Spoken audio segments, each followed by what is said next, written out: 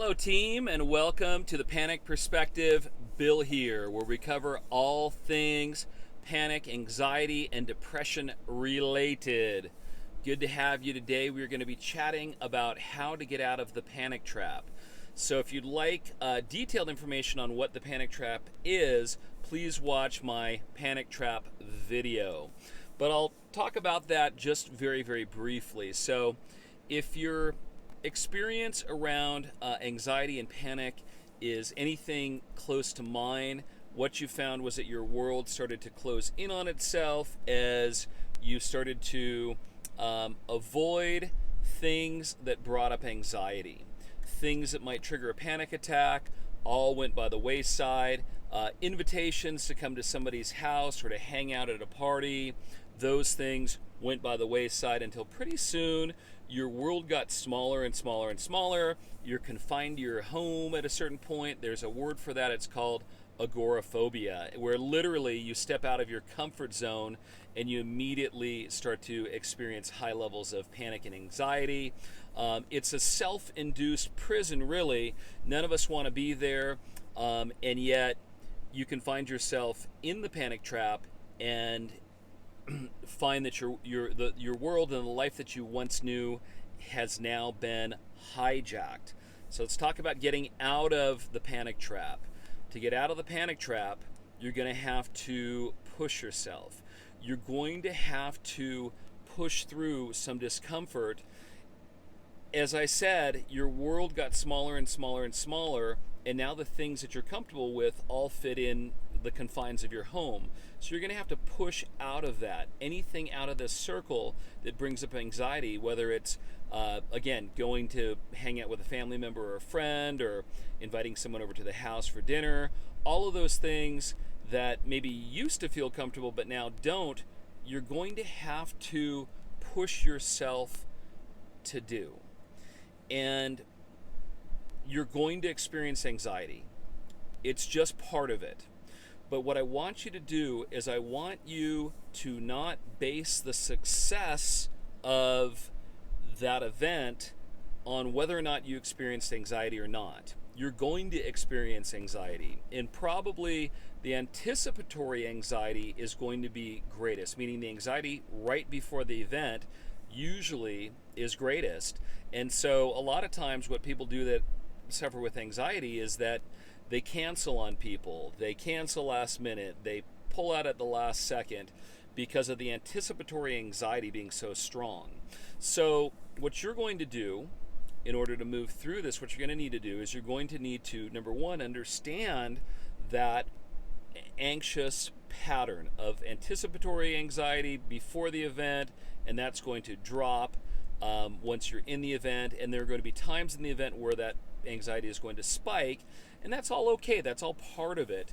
You've got the only measure of success is you going through it, you pushing yourself to be there and to move through the experience. And what happens when you do that is this closed off world opens up a little bit, and then you do something else that pushes the boundaries. It's outside of this circle, and it opens up a little bit. In the same way that it closed down, you're going to need to open your life back up, and you're going to need to do that by pushing yourself to do experiences that create anxiety. Now, one of the reasons why I listed a lot of social things is that a lot of people suffer from social anxiety. It's very, very common for people to be afraid of social situations, afraid of being transparent, afraid of being known, afraid of being vulnerable, afraid of not being able to maneuver through the delicate nuances of social situations. So it's very, very common. So if you're experiencing that, it's okay. I went through that. I experienced that. I went through it. It was very, very challenging. And yet I knew I needed to force myself and push myself through. And so I'm on your team. I'm on your side. Again, very important.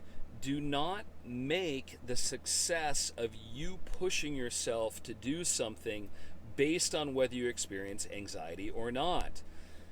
You're going to experience anxiety when you're pushing yourself through something that's outside of your comfort zone. If this is something that used to be in your comfort zone before panic attacks, that's okay too. Don't beat yourself up around that. You're going to have to work your way back out and push this circle of comfort further and further out. So there's something in psychology called habituation. And habituation is when you're around something long enough that used to scare you, just by being in proximity of it long enough or on enough occasions, you start to get to a point where the feelings around it just normalize. I'll give you a good example. I bought a house next to a cemetery. Cemeteries freak me out. They always have, ever since I've been a little kid. I've always thought I wouldn't want to live next to a cemetery, but I got a great deal on a house. This is years ago. And I was terrified of the cemetery. So whenever I'd ride my bike or drive the car, I'd always go the opposite direction of the cemetery. Well, over time, it was more convenient to go by the cemetery. It was in closer proximity to where I was going.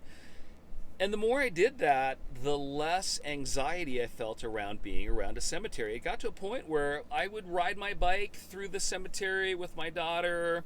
I gave some driving lessons to a friend's daughter in the cemetery because I figured, hey, if she messes up, who's she gonna kill, right?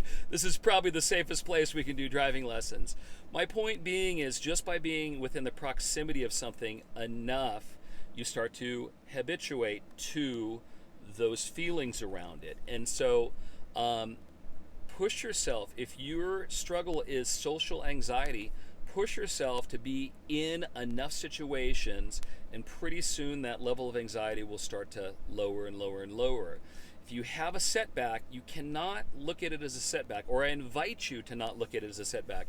You can do whatever you want, but if you look at it as a setback, it will be a setback. Again, do not base the success on being out and pushing yourself through something based on whether or not you experienced a high level of anxiety or not. In fact, anticipate it, meaning expect it, know it's going to be there, so you're not broadsided out of the blue by this wave of anxiety that comes up. It's going to be there. It's all part of it. This is all part of the process.